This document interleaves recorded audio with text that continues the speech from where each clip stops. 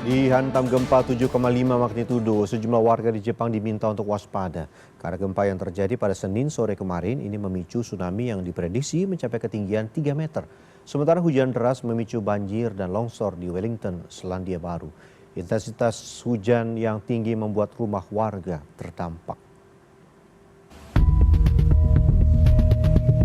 Sebuah kedai ramai di prefektur Yamagata merekam detik-detik saat gempa terjadi. Peralatan dapur terlihat bergoyang kuat dari langit-langit, sementara kuah di dalam panci berputar hebat saat gempa bumi berkekuatan magnitudo 7,5 mengguncang lepas pantai timur laut Jepang pada Senin sore waktu setempat. Di Morioka, prefektur Iwate, rekaman warga menunjukkan lampu jalan bergoyang dan lampu lalu lintas berkedip-kedip akibat getaran yang membuat infrastruktur berguncang serta mengganggu aktivitas di jalan raya. Gempa ini terjadi pada kedalaman sekitar 10 km di Samudra Pasifik dan terasa luas di wilayah timur laut Jepang. Skala intensitas mencapai level 5 atas yang cukup kuat untuk menyulitkan orang berdiri dan berpotensi merobohkan bangunan yang tidak diperkuat. Rekaman udara dari Hokkaido menunjukkan ombak mulai membesar dan menghantam garis pantai.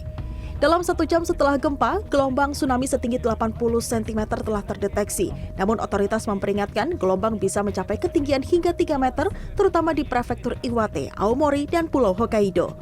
Menanggapi situasi ini, Perdana Menteri Jepang Sanae Takaichi mengimbau masyarakat untuk tetap waspada. Warga diminta untuk siap mengungsi kapan saja dan selalu membawa perlengkapan darurat, mengingat potensi gempa susulan selama sepekan ke depan masih akan terjadi.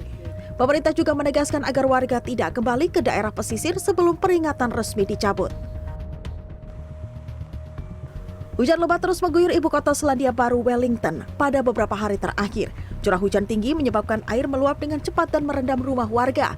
Banjir juga menyebabkan penutupan jalan dan tanah longsor di kawasan pusat kota serta wilayah selatan. Salah satu longsor dilaporkan menghantam rumah warga. Belum ada laporan korban, namun polisi masih mencari 1 orang yang rumahnya tertimbun longsor di wilayah Karori. Layanan darurat mencatat ada sekitar 150 permintaan bantuan dalam semalam dan sejumlah area terpaksa dievakuasi untuk keselamatan.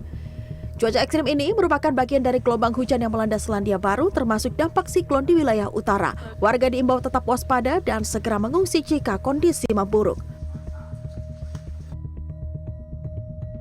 Longsor juga sempat melanda warga di El Dorado, San Martini, Peru. Ratusan warga dievakuasi setelah pergerakan tanah mengancam rumah dan lahan pertanian. Tercatat ada 172 warga dari 52 keluarga yang terpaksa mengungsi di sebuah kompleks olahraga di San Jose de Sisa. Pergerakan tanah terdeteksi di bagian atas sebuah permukiman dan menyebabkan sejumlah rumah dan bangunan prasekolah tidak layak huni. Pergerakan tanah diduga terkait patahan, namun otoritas geofisika Peru memastikan penyebab utamanya adalah hujan lebat yang membuat tanah jenuh air dan mudah bergeser. Pemerintah setempat terus memantau kondisi dan mengingatkan resiko longsor susulan yang masih tinggi.